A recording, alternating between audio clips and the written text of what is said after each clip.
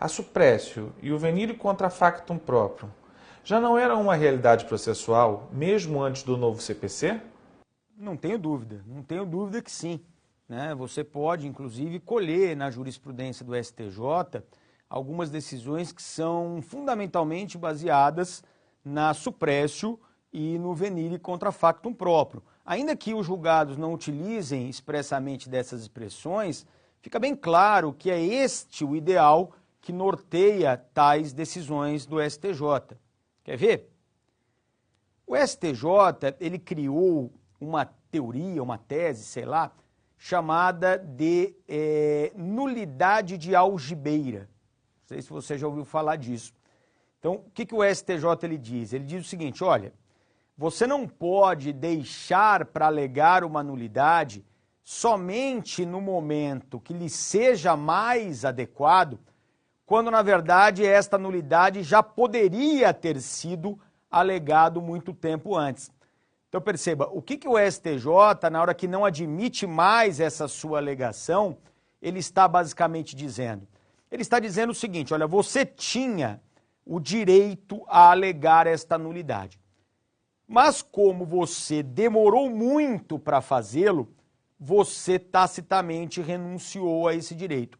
Foi suprimido, portanto, pela demora na atuação, o seu direito de alegar essa nulidade. E olha que interessante, inclusive esse entendimento vem sendo aplicado, e não há nada no horizonte do novo CPC que leve a uma alteração da jurisprudência nesse sentido, o entendimento vem sendo aplicado, inclusive, para nulidade absoluta. Então veja a força do princípio da boa-fé objetiva aqui por meio da suprécio. Quer dizer, nulidade absoluta. Nulidade absoluta, que é aquela nulidade que não se convalida, lembra? Que é matéria de ordem pública, que não preclui. Poxa, quantos e quantas vezes nós já ouvimos falar que a nulidade absoluta não preclui, que pode ser alegada a qualquer tempo.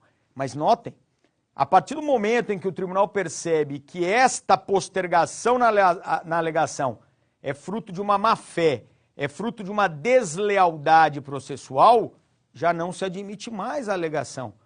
Isso não é boa-fé objetiva, isso não é suprécio? Claro que é. Então, ainda que os tribunais não digam expressamente, perceba, é um princípio que já está sendo aplicado. O venire contra factum próprio. Não se admite comportamento contraditório no processo. E a preclusão lógica, ela funciona com qual objetivo?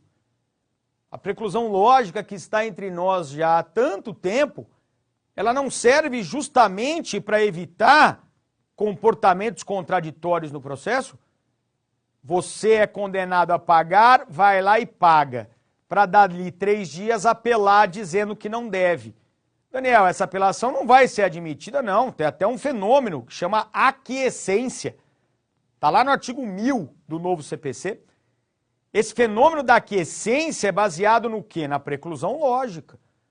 Ora, se você já cumpriu a obrigação voluntariamente, não pode agora querer discuti-la por via recursal.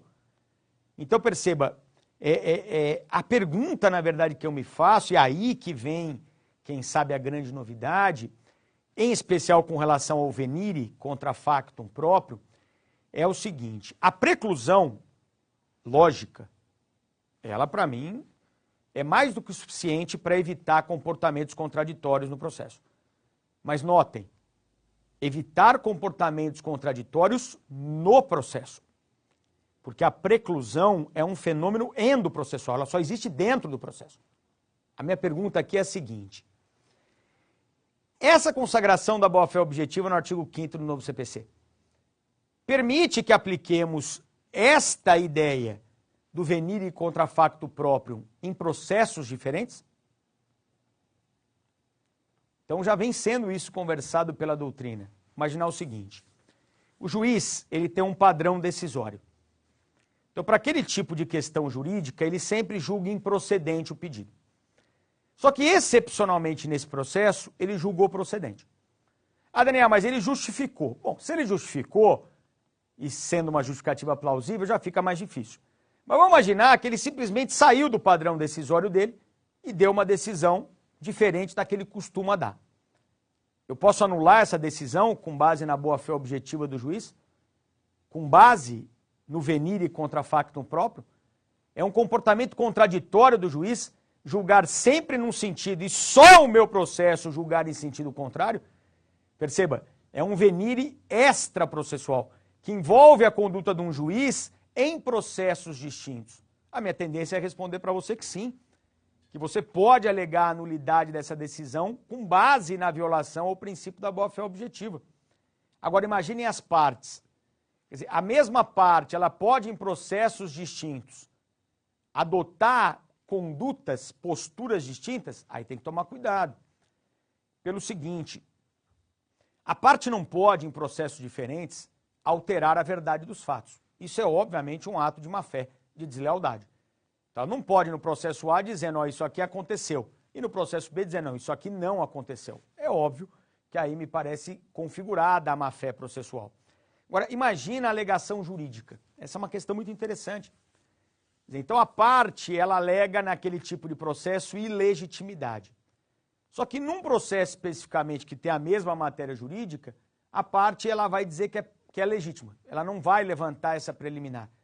Quer dizer, haverá uma ofensa à boa-fé aqui? Quer dizer, como é que pode, em situações, se não idênticas, muito próximas ou parecidas, você alegar uma matéria aqui e uma matéria contrária aqui? Quer dizer, essa alegação jurídica distinta, ela de alguma forma viola a boa-fé? Porque aí, para mim, fica muito complicado. Né? E não só pelo fato de que a parte muitas vezes é defendida por advogados distintos, que não tem relação entre si, cada um formula uma técnica de defesa e adota a sua técnica no caso concreto. Mas, na verdade, aqui me parece o seguinte, que se você alega uma matéria jurídica diferente da que você está acostumado a alegar, isso, para fins do processo, vai fazer quase nenhuma ou pouca relevância. Porque quem decide é o juiz. O juiz ele vai adotar ou não a tese jurídica que você apresentou e perceba, se ele adota ou rejeita, o histórico das suas alegações em outros processos é irrelevante.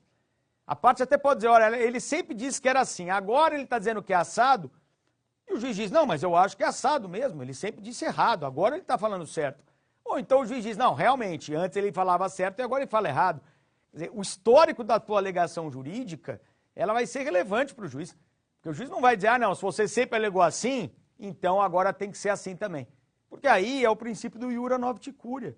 O juiz conhece o direito, o juiz aplica o direito ao caso concreto, independentemente da alegação das partes.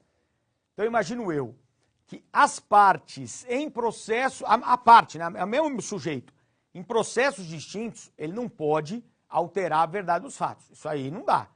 Mas alterar fundamentações jurídicas, não me parece, sinceramente, que viole o princípio da boa-fé objetiva consagrado no artigo 5º do novo CPC.